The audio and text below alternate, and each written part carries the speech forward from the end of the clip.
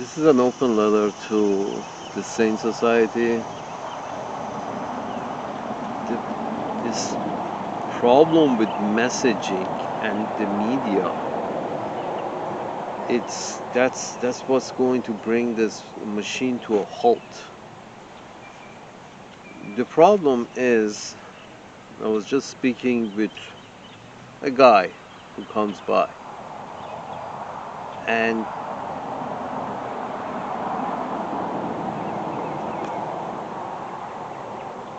his idea was that uh, our positions as you know, our positions are very popular positions. Positions means the position of NATO, and in general, it seems to him, it's very popular. These positions are very popular internationally.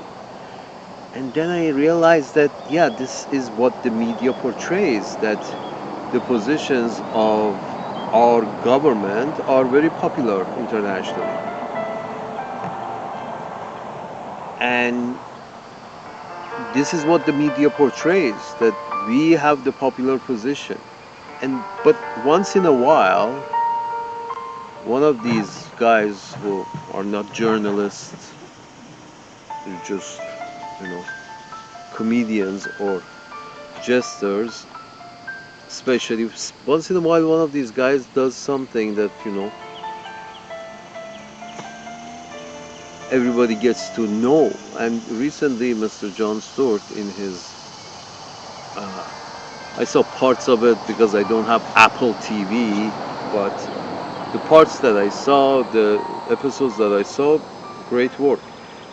In one of these episodes, he's in France. The part that I saw is basically in France, whoever he talks to, whether a Frenchman or a Lebanese or Iraqi or people in higher places in academics or in news and media in those parts of the world, they all have a very upsetting view towards Uncle Sam's managers. And whoever he talked to, it's like 9 out of 10, they had a very upsetting view. very up, they were very upset of Uncle Sam's managers and their, gun-ho diplomacy around the planet. And these were the regular people, but informed people, but common but informed. And John Stewart was pretending that he's surprised and this and that. But then, you know my guy here, he doesn't know that. My guy doesn't go to Lisbon, Portugal every other Sunday. My guy doesn't end up in Rome once a month, once a year. My guy is the guy who consumes close to home, stays close to home, and consumes a lot. That's because close to home is what my guy can afford, which 90% of people can afford close to home interaction. Mexico, Canada, a few islands here, a few islands there. But with the farther you go, the more expensive the trip is. So 90% of people don't do too far away, can't do too far away. They have to sacrifice too much, financially, to try to see farther away, cross the two oceans from the Western Hemisphere. So the thing is, they don't, and if the media doesn't take this message to them, which hasn't, media has not taken the message to them. This is the problem with the media, is the messenger is basically kind of censored. They leave it up to them to decide whether they want to play ball or not. And let's put it this way. The corporation, literally Boeing, has ordered the killing of a couple of people. Maybe not Boeing, maybe some Boeing contractor. But somebody who benefited from these people shutting the fuck up. And neither no no politician has said anything about it. No media has made any fuss about it, about witnesses against Boeing's situation end up dead quick in quick succession with quick succession. It's more becomes more improbable every time this quick succession of deaths happen to people who are may not be beneficial to your pocket. I mean, doesn't take a genius to figure out who's doing this. Some good old boys in the back of a bar have decided that they have got too much dough in Boeing. They don't want to lose all their dough.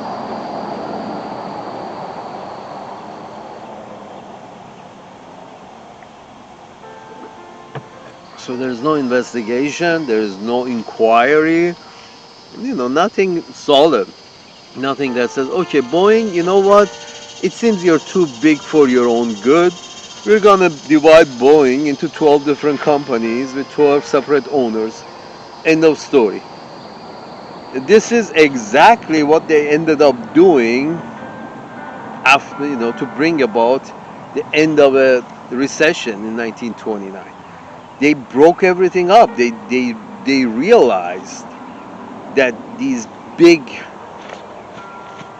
behemoths become their own country, have become their own country, and because they're always fighting with each other, they keep, you know, putting each other out of business and becoming the monopoly. They ended up abusing the system. So my point is this: that the media has done, and this, and none of these, let's say, for example, the NPR speakers, they're not really journalists. They read whatever the script they put in front of them, they read it. This is their job. So no offense to them, but whoever is providing the script for these guys to read is, maybe they think, you know, there's no evidence there, as in like pictures and videos. Maybe they think either we are blind or there are no evidence, like the 1970s or 80s. There's no evidence. In 90s, the invasion of Iraq, where journalists were treated to good food in Kuwait while the war was going on in Iraq, and what the journalists were told that no, it's too dangerous for you to go down there. Let me we take care of it, then you can come. Then we bring you in. So that's if journalists don't know, now that even journalists know, and the pictures are there and the videos are there and the people are watching the same videos that the journalist is watching, but the journalist keeps trying to cover this one up and expose the other one and cover this, and it has become a silly game. It's a very it's going to be a journalism from now on as a job, or reading of the scripts, reading of the scripts as a job. If you have to put your name behind that script that has been written for you, if you can't put your name behind it, maybe you shouldn't be reading it. But if you have put your name behind it and you actually believe in it, then you think we are blind, that we don't see the videos and the pictures and the numbers that are coming up. I mean, it can't be both. Either your script, which is trying to cover that one up and make it look less important than it is, and expose this one and make it look more important than it is. We're talking about the situation in West Asia and in Southern Europe or Eastern Europe. The situation in Western Asia and Eastern Europe. One, you're trying to, not not say so much about it and not criticize it. Definitely not criticize it too much.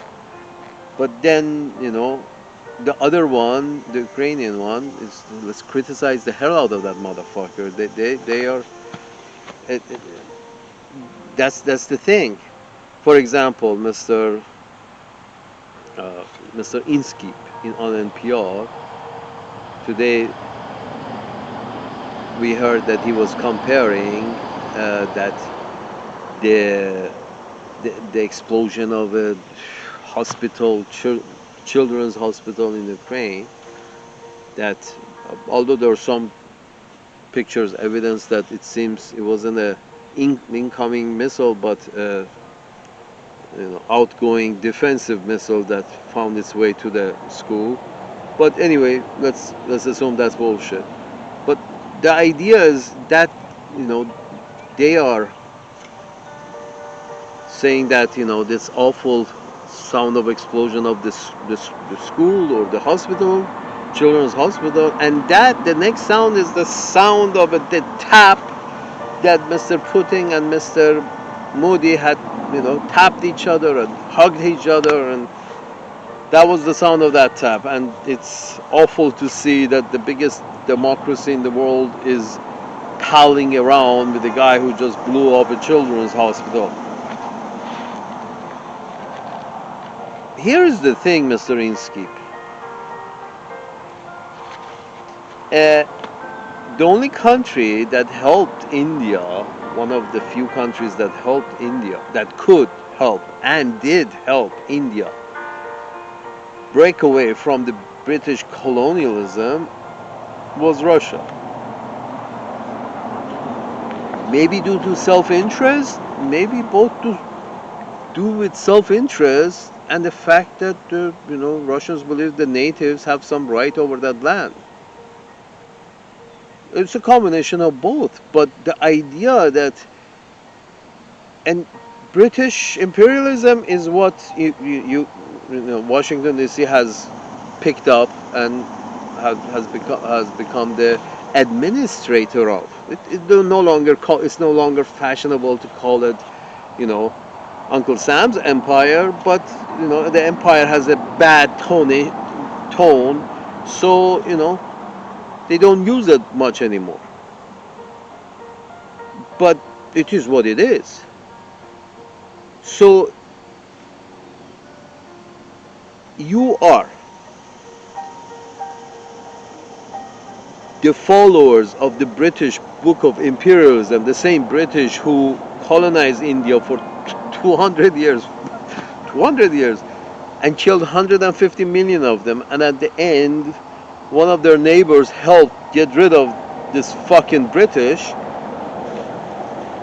You are telling them that because we have an issue with Russia, which we have also started because we were trying to expand NATO, because we feel we go forward until we find an enemy that we can roll over. That's the whole idea behind expansion of NATO. It's like we got a bulldozer, it's called NATO, we move forward until we find an immovable mass, and then we try our best to move that immovable mass as well. It's like they rolled over. It's like expansion of Nazis. They just rolled. They went in by force. You're going through the back door. You're basically you're saying that, hey, if you want to stay friends with us, you sign this piece of fucking paper. You understand, Sweden? Sweden say, yes. You're currently listening. The problem is that the problem is that you think India, which suffered under this Anglo-Saxon getting high and moving until reaching immovable objects, and then trying to move those as well. This everlasting Anglo-Saxon greed or adventurism or searching for meaning. You search for meaning in annihilating other races. Mr. Tucker Carlson just talking about how white people made such a great job of Australia. That was basically the gist of his talk. And I'm thinking to myself that, yeah, he said you build a paradise here to the white people in Australia. In a kind of way that he's trying to gather up the Five Eyes for some holy war, I guess, against the natives of Eurasia and Africa and South America. But let's see if let Millie Molly has started it. Let's see if we can get South America on our team, NATO, and you're going towards a global war, and nobody else is going. This is the Anglo-Saxons, the white people who conquered three, four continents. The white people who have conquered Americas, annihilated them, went to Australia, almost got rid of all of them, weren't able to in Africa because there were too many of them. These folks, the Anglo-Saxon, the Five Eyes, are basically looking for more blood, expanding NATO, going after China. You're going after Eurasia. I don't care what, or the Middle East. Either you're on our team or we're coming for you. And we kill as many as we have to until we get the guy we want. Well, I guess that's better than killing the people.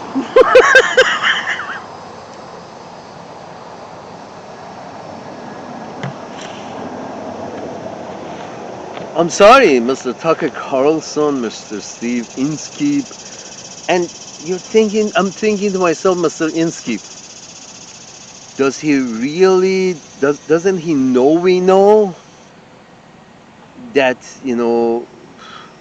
Indians love Russians? Because without the Russians, who knows how much longer the English were fucking them up the ass. Seriously? And Mr. Tucker Carlson is talking about, yes, white people did the right thing about coming and making a paradise here.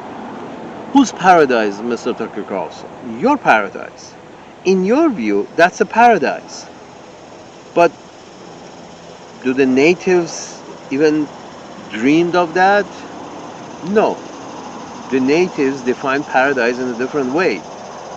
You can do paradise in your own home, not in somebody else's home. You go destroy their paradise to build your paradise. You just consider your paradise better. Is it really? I'm not talking about physical things. I'm talking about things that make people happy. Really happy, not things that you buy and cheap for 5 minutes and makes you happy. No, not those things. Happy in terms of, content with life. No, 9 out of 10 times of these Anglo-Saxon countries, that's one of the reasons for their,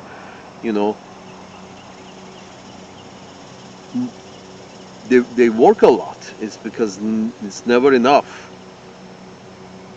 Not satisfied, never enough. It's a little cultural thing. It's a little religious thing that you're going for the best. Well, the best costs a lot. Life, a lot of lives, a lot of you send young boys to wars in order to fight for a little bigger piece of pie. You send young boys or older boys to war so you can get a bigger piece of pie for the tribe. What if ideally you would say, no, the piece of pie that I got is good enough. I'm not going to, set fire to somebody else's home so I can roast my duck. And that's what basically Europeans did. Wherever they went, let me set fire to this country so a couple of my banks and their shareholders get more wealthy. Pals, buddies, my country club fellow. That's what the governments in Europe did.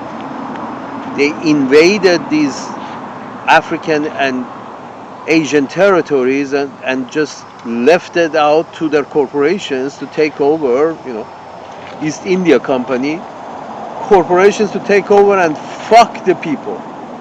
In this way, the government hand is more or less clean because it's the BlackRock which does the shitty work. It's a corporation that takes over. So this is the thing. This is your way, Mr. Tucker Carlson. And Mr. Steven Inskeep in NPR, he's basically saying that, you know, and he's not even recognizing his own image in the mirror, in which when he says it, he says India shouldn't be tapping Russians in the back when we just heard the explosion of the hospital as the biggest democracy in the world. But on the other sentence, you don't say, or other segment, nobody says that, yeah, actually not only we are hugging the guys who just killed 40,000 people, with no army and no outside help. Not only we are tapping them over the shoulder and hugging them, fuck, we are providing the weapons. It's sort of, is India providing the weapons to Russians to hit Ukrainians? If that was the case, still at that point you would be equal. At that point you would be equal in stature. You don't, not only Uncle Sam's managers, shake hands and hug the Israelis, but they actually provide the weapons for them to defend themselves. I thought you defense go as far as pushing the other guy out of your home. First, these guys are European. This is not their home. That's the main problem. Started back in 1948. So pushing the bad guys out of their home because the bad guys attacked. The bad guys attacked because you have invaded their home and you have pushed them out of their home. Mr. Steve Inskeep, if somebody comes to your home and pushes you out of your home, and imagine you don't have access to a more powerful force such as a police system, just man to man. If somebody comes to your home and invades your home, and there is no higher authority to go to, what would you do? Or the higher authority said, we don't recognize your ownership. Higher authority is basically Uncle Sam's managers, Anglo-Saxons, NATO. Higher management of the world for the past 30 years has been NATO. Now there are some other entities who demand some kind of, inclusion in the matters of decision making. But the Anglo-Saxons, the Five Eyes, the NATO, Anglo-Saxons plus is the NATO.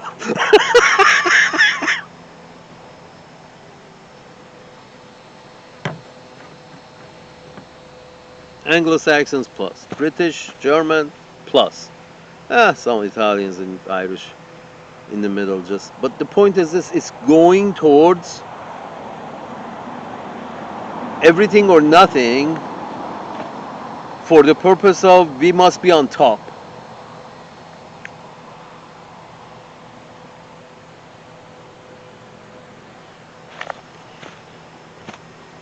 And I'm sorry, but it was laughable with what Mr. Steve Inskeep said with regards to Yeah, yeah. India should stay away from Russia because Russians are bad. Indians haven't provided any weapons yet. But you do understand, Mr. Steve Inskeep, in the bigger picture, you do understand that you're on the you're standing on the neck of Eurasia. It's not they who have started a war in Mexico, who have supplied weapons to Mexico in order to attack Uncle Sam. It's not they are not doing that. You are doing this to them. You're providing them weapons to Ukraine, a neighbor of Russia, to hit Russia with it. Just like, Russia providing weapons to Mexico to hit you with it for some reason or other. The reasons are immaterial. This Humans have such a fucking long history on this planet that each piece of land was in hands of many, many, come and gone. The most recent has been, invasion of Americas and Australia and Africa and Asia by Europeans. This was the most recent. Before that, but they all good empires are the ones that are continuous empires, a continuous piece of land. But Anglo-Saxons are not happy with that. You go to other people's land. You're not good looking for continuous piece of land of the fucking British is that fucking island. But British decided they wanted access to more land. Oh, on the other side of the planet, still it's ours.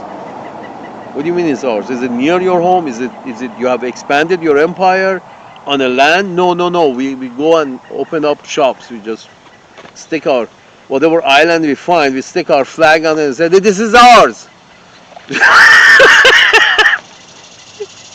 No, like 500 generations of shit has been living in there and having a life in the paradise of their own, and suddenly British, find it and claim it as if it was lost. It was a fucking island in the middle of Caribbean. It wasn't lost.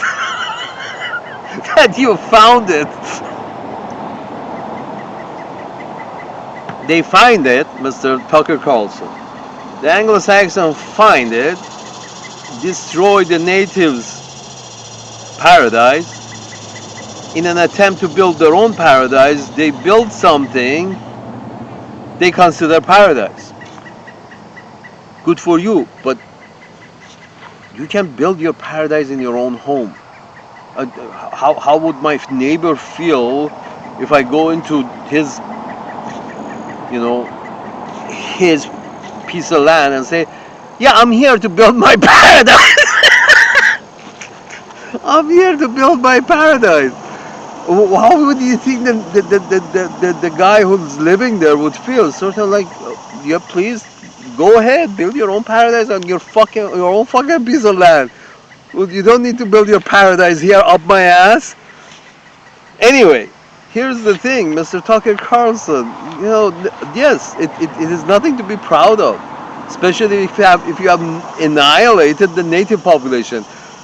Why? Because they didn't fit in your paradise. That's the evil part.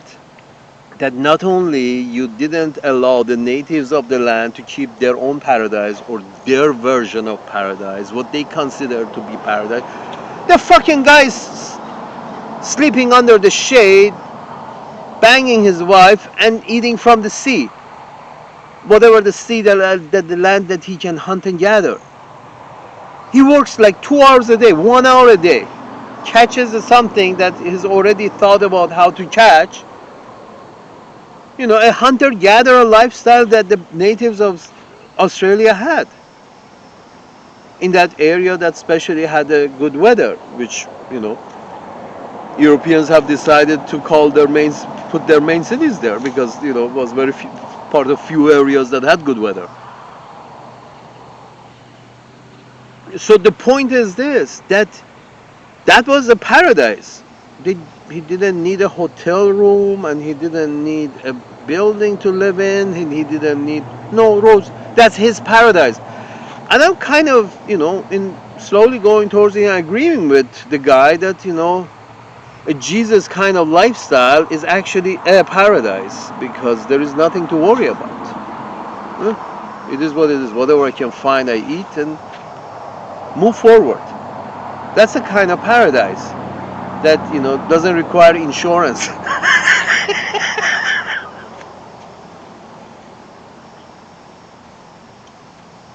Freeing of the mind to do better work with the mind. But Anglo-Saxons don't believe in that. Nonsense. Material goods. Keep it coming. And that's what you're after, material goods. And even in your speech, Mr. Tucker Carlson, to the Australians, you emphasize that yes, the Chinese want your shit.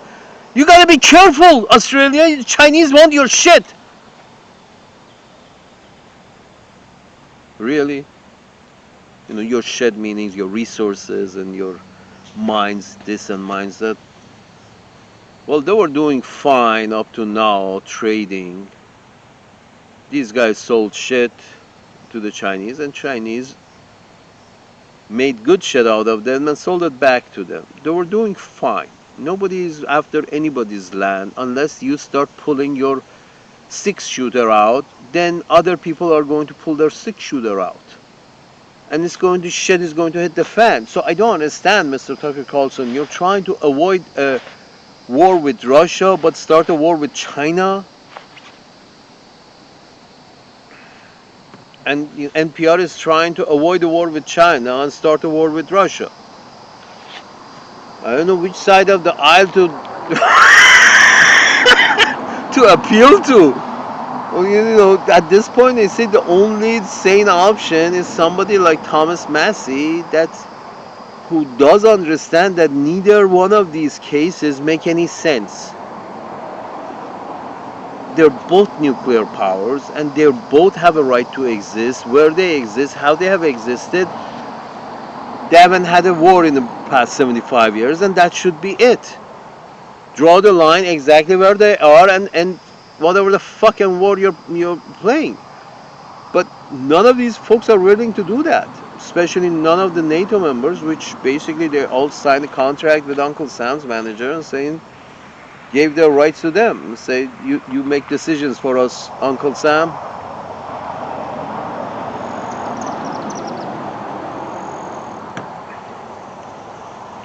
I'm sorry, it doesn't make sense. There are two parties, and each party is trying to avoid war with one, but start a war with another. You need somebody sophisticated enough to understand the nuances and actually be a good guy. You see, when be a good guy means working with both sides. Means that working with both sides. Let the Chinese and the Japanese, resolve their issue. This is the problem with Anglo-Saxons. They want to have their fingers in every pie, and they're willing to sacrifice their own as well, or whoever wants to be is volunteering to be sacrificed by them. And if they don't volunteer, we will conscript.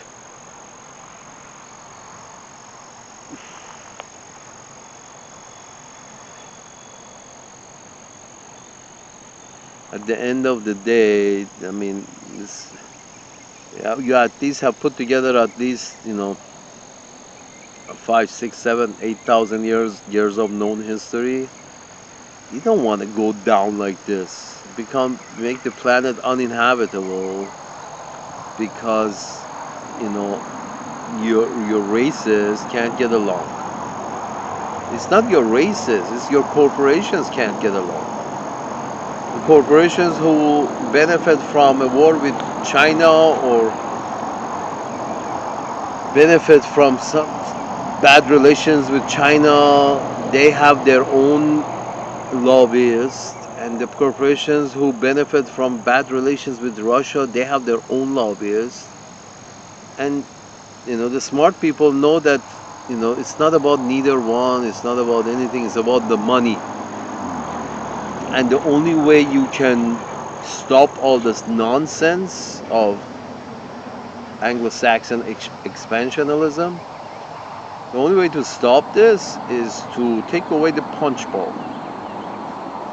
Stop providing so much money to defense. You say, okay, here's the thing: we don't have money, general this or general that, or CEO this and CEO that. We don't have any more money. Now, if you're going to make our weapons for free, you're welcome to do so. If you're not, we want to get in the business of education, housing, education, education, housing, and healthcare. We want to get in the business of education, housing, and healthcare. We don't want to get into any other business. We don't want to have 80% of our budget going to defense or offense. We don't want 80% of our budget to go to offense. We don't want to advance so much either. We just don't. Advancing so much, the casualties of capitalism are a lot. We tend not to notice them. All the homelessness and all the bankruptcies of because of healthcare and all the gouging, price gouging and bankruptcies because of healthcare, which should be the right of every tribal member. None of that is available. All of that is prevalent, and a good product is not available, not at a free price. Folks, if you put a high price on education, all you're doing is you're trying to keep your people uneducated. If you put a price on education, it means if you can't pay this price, we're not going to educate you. Who loses if you don't educate your own people? That's the same idea behind the media. If you don't inform your people, Mr. Stephen Inskeep, of the truth behind why Indians love Russians, and why it's the same reason South Africans love Russians. That's another case of Anglo-Saxons trying to rule a piece of land, and the Russians help the natives break free. You don't understand that, Mr. Inskeep? Because you never mention it. Whoever is your editor and whoever hands you that script, sir, nameless sir, you want to recognize that?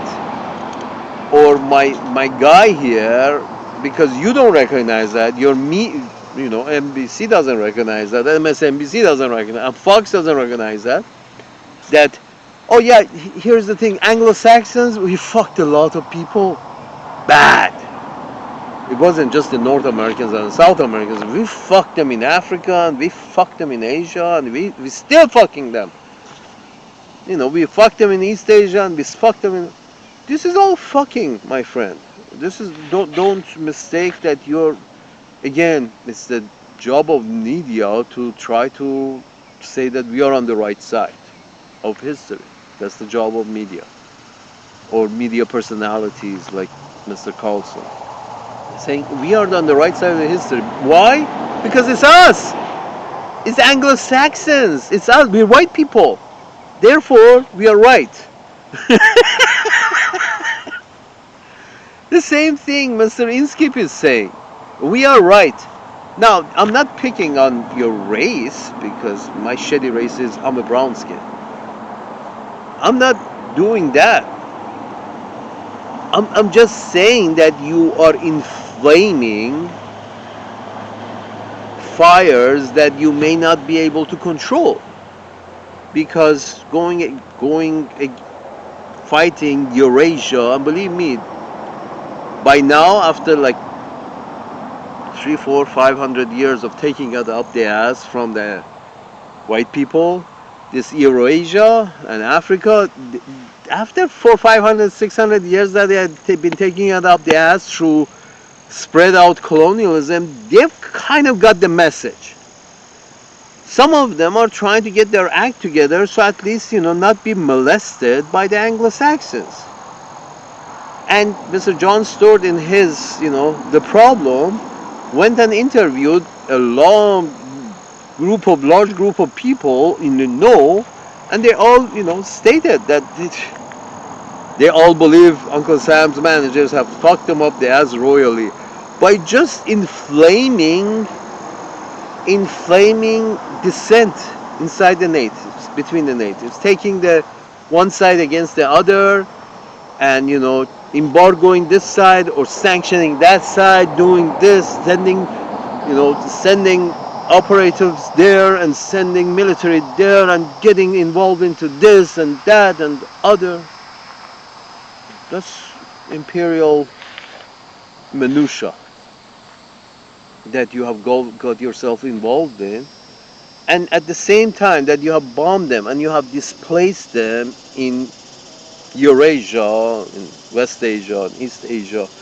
Before it was East Asia, now it's West Asia.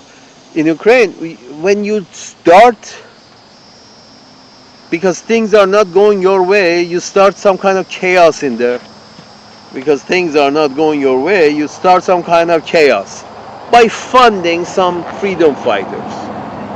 You start some kind of fucking chaos by funding people who agree with you, who really agree with you. The Mujahideen in Afghanistan. I don't want to dig too deep about who they are, what they're about, but because they agree with me, we have a common enemy, I will fund them.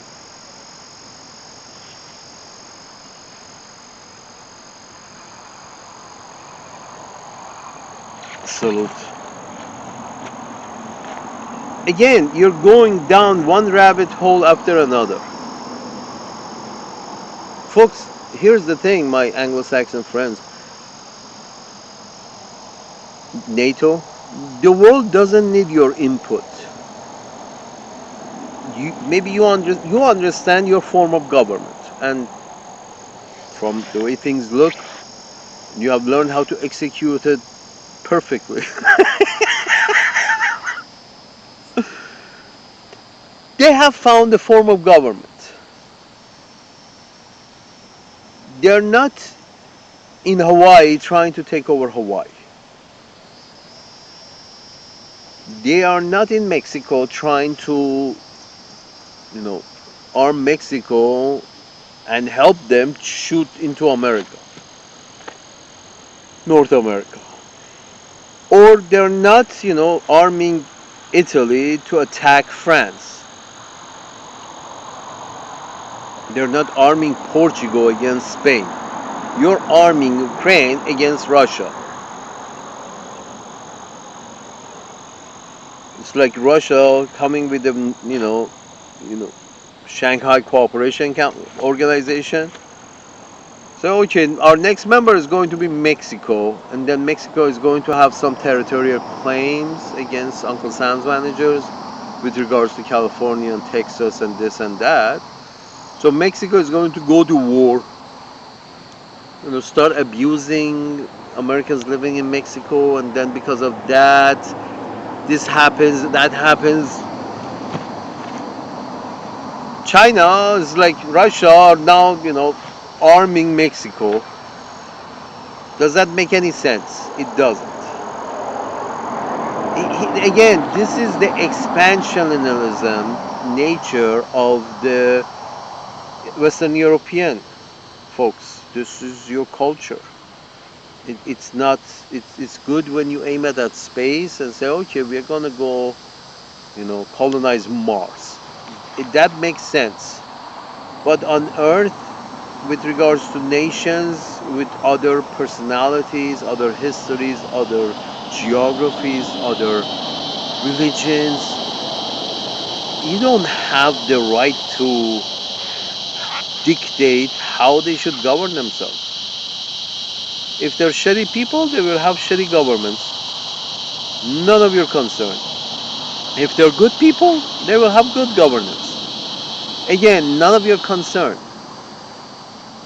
Oh, our form of government is better than their form of government because our form of government is called democracy and this and that and the other and yeah, we heard it. It's important to you because your paradise is different than their paradise.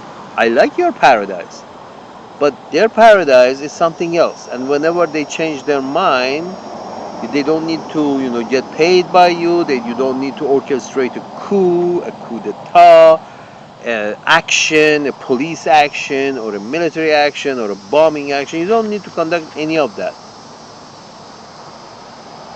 You leave them alone, pretend you're not there. You leave them alone and they grow at their own pace without outside interference. That's the best way to handle others who are very different from you. That's the only way to handle others who are very different from you. I don't go into business of my neighbor and say why you're doing this or why you're doing that. He's gonna kick me out of his property and say, what the fuck are you talking about? Get the fuck out of here.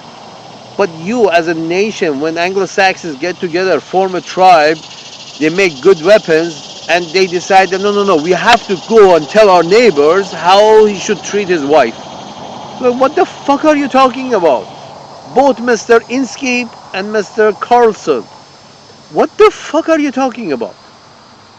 You can't go tell your neighbor how to run his life. Why do you think you have the right to go to China or Russia and tell them how they should run their life? Whether they have a good government or a bad government. Whether they have a good model or a bad model. Is your model the best? That means you have the most educated people, the best house people with the best health care. Your people are living in a paradise? If they're not, I would think I would keep my comments to myself.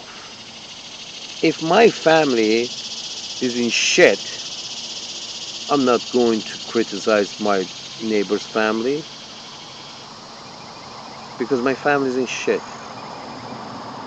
If I raise the standards of my family, then I can criticize may criticize my neighbor, but if I have enough brain to raise the standard of living of my family, then I will at that point I will have enough brain to mind my own business as well.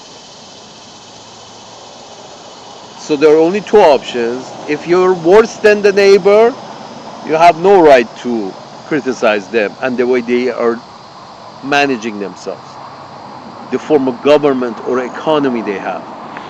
You don't have the right to sanction them or embargo them because you haven't provided any better for your family, Mr. Inskeep. Even when you do provide the best for your family, like, the Finnish people have provided for the Finnish people, the Finnish authorities, government, the Norwegian government has provided for its people an acceptable standard of living for everyone through some kind of, good distribution of resources, that is the budget. You have not done that. It's not comparable. You're not comparable to Norway. So what right do you have to go around the world and tell people how they should govern themselves? Because you have done a poor job yourself. Even when you do a great job and you govern yourself well like Norway does, at that point you know better than try to tell people how they should run their business. If those people want to come and learn from you, they're welcome to. If they don't want to come and learn from you how to run their own shit better, you leave them to themselves. You don't embargo Cuba for fucking 75 years because you don't agree with the way they want to run themselves.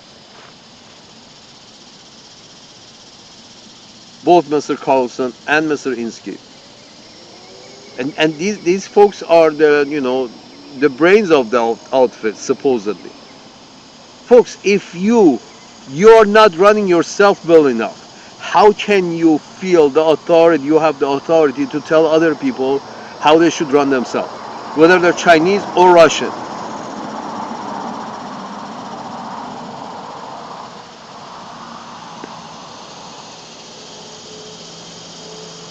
And without you starting some kind of a flame, without you adding fuel to the fire, nothing will happen in Australia, nothing happen will in Taiwan, nothing will happen in Japan.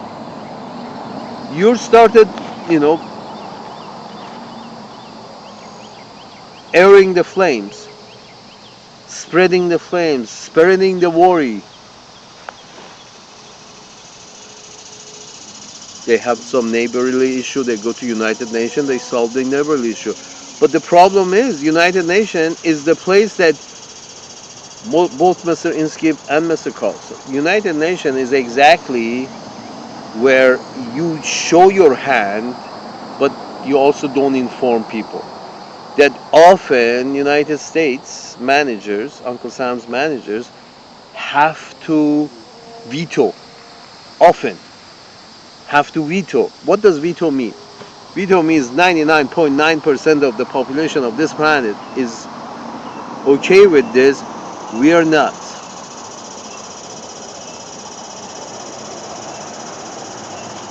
That's what veto means. Veto is nothing to be proud of. They give veto power, but veto is nothing to be proud of. Veto means my way or the highway.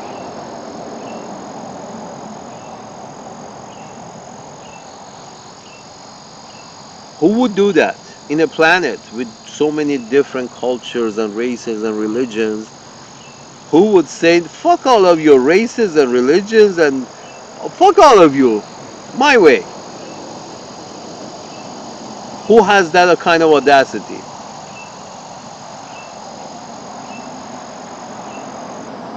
Two of them are Anglo-Saxons. There's the French, who also feel very important, and then the Russians and the Chinese. But often you see, over some bad ideas, the Anglo-Saxons are vetoing. Either one is vetoing, the other one absentee, or the other one vetoes and this one is absentee. Some they work something out. It's obvious. This is what Mr. John Stewart in the problem exposed. That overseas, the places where 90% of the Uncle Sam's population don't often go overseas, people don't have a good view, good good, because they have always seen that end of the sharp end of the bayonet going up their ass. Start counting. You can go by decades, sort of like by 50s and 60s it was the East Asia, and 70s and 80s it was Africa, and 90s 2000 it was West Asia.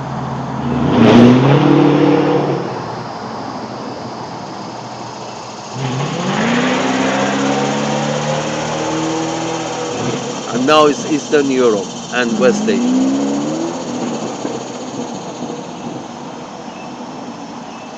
It has become so common that the military industrial complex comes out and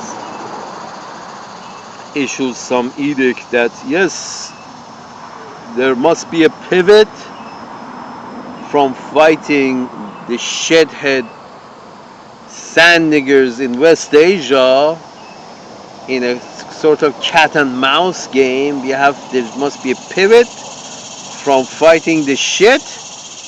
We're going to pivot and start fighting the big power rivalries. It's time for big power rivalry. This is was a phrase that was mentioned for a few years back, for a long time, for at least a year. They were keep repeating it. It's pivot. It's time for big power rivalry. Meanwhile, your people are still uneducated. Your people are still, quality of life is low. healthcare is questionable and extremely expensive, and gotta have some kind of, and even when you do have insurance, you see that they're charging hand over fist. This is where the fuck inflation comes from. They're charging hand over fist. They've charged, I believe it's going to be about $5,000 for a colonoscopy. Not proud to to say it, but they have charged. The guy has charged Uncle Sam's managers $5,000 for a colonoscopy, and it doesn't come in one batch, one invoice of $5,000, but it comes $2,000 for the mechanic shop. I'm sorry, the operating room, and $2,000 for the mechanic. I'm sorry, the physician. Imagine going to a mechanic shop to fix your car. You at the end you receive one invoice from the mechanic shop and one invoice from the mechanic, saying that, oh no, that was for my shop, the use of my shop and instruments in my shop. That was that invoice. Now this is an invoice for my time. And apparently my guy over here was telling me that, oh, you're going to receive a third invoice for the anesthesian,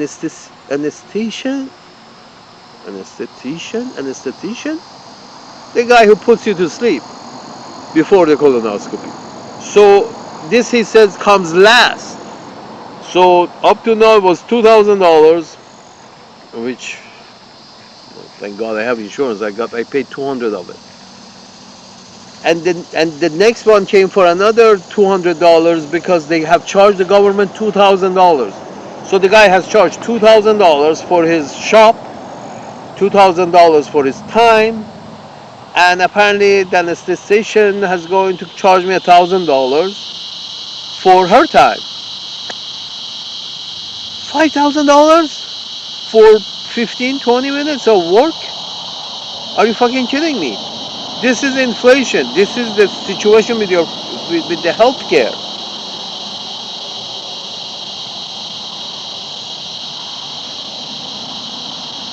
Thank God I didn't have to pay this because I couldn't. I wouldn't and I couldn't pay that for a colonoscopy. So I wouldn't take a colonoscopy. But now these guys are charging the government as if, like bandits. $5,000. I'm sorry, I got excited. So much money. $5,000 for 15, 20 minutes of work. Are you fucking kidding me? They used to charge people, now they're charging the government. Oh, so I'm sorry. This is the thing. This is the healthcare. Housing, so many homeless and so many just sleeping in their car or their bus or their trailer or something that is, meant for temporary accommodation, not permanent accommodation. You have millions having temporary accommodations in their cars. I was one of them for a while. So when I was traveling. But the point is this, that and the education, we know education. The guy was asking, who did you got your independence from on 4th of July? He was going around with a microphone and asking people, who did you get your independence from? And, like, I'm sure some people knew it, but the ones that he showed was like 10, 20 people didn't know it. I'm sure a couple of people knew. But even 10, 20 people, a majority, a good majority not knowing who you got your independence from in North America, that was the British. That means your education system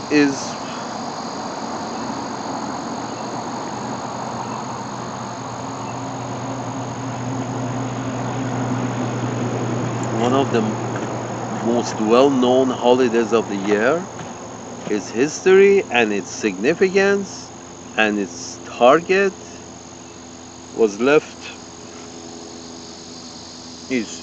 out of the syllabus. Let's put it this way.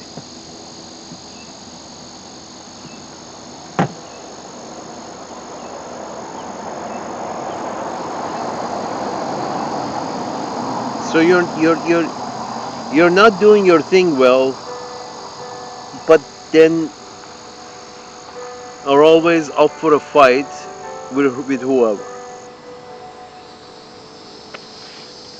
And you give yourself the right to go and build your paradise in Korea and in Vietnam, and the South Koreans are still living in your paradise. Yeah, sure.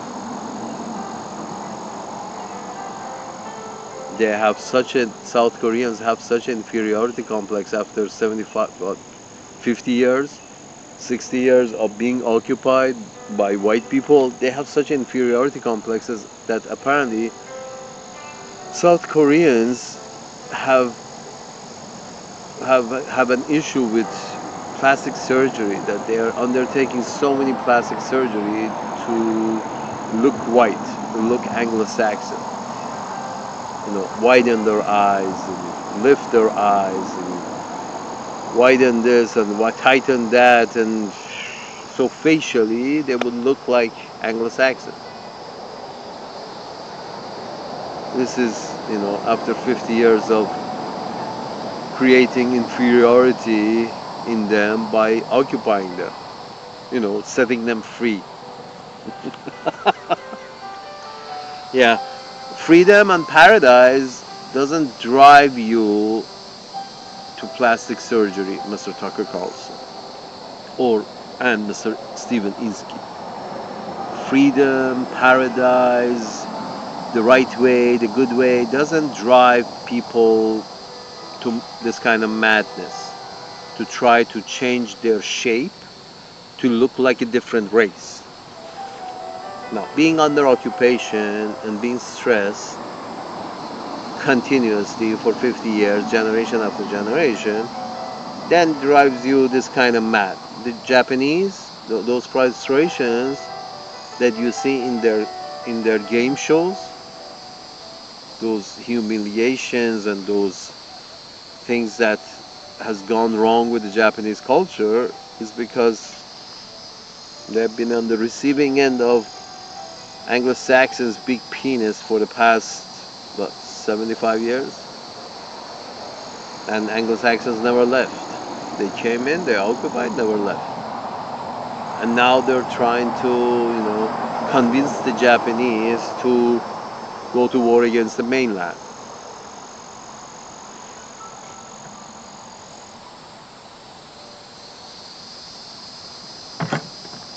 No, Mr. Tucker Carlson. You, you should aim your aggression and your territorial claims towards the stars and the moon and the Mars and other solar systems. Please stop aiming your territorial claims and your aiming your paradise into other natives' land. Ask the Jews to go build their temple on Mars. It's much closer to God.